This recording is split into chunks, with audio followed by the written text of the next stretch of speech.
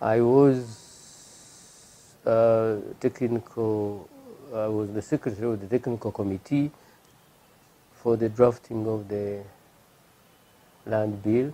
That's 1997, and we worked very closely with the parliament to have this out in 1998.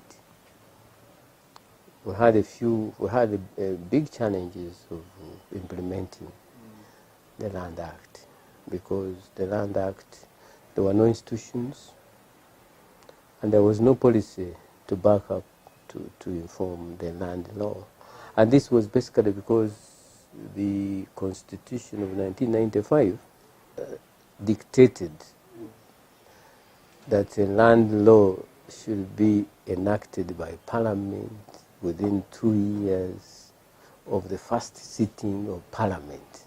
So we had to work very hard to get the Land Act. And we have moved now about 20 years. It has had its challenges. The policy came much later, and we are trying to implement it. Every part of this country has land issues. The Milo tenure has the biggest issues, and that's where you find these the evictions. Now you have the famous Lusanja Sanja evictions, then you have the Mukone evictions.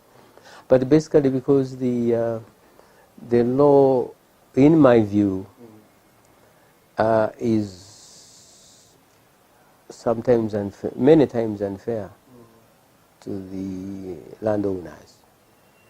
There are people who are arguing that this land was taken away from these peasants, but this is not true at all. By the 1900 agreement, studies have shown, and actually even in the Sempewa Commission, Constitutional Review Commission report, it is clearly stated, one, that the majority of landowners, Milo owners, are not the original Milo owners, nor the descendants of those who benefited from the 8,000 square miles.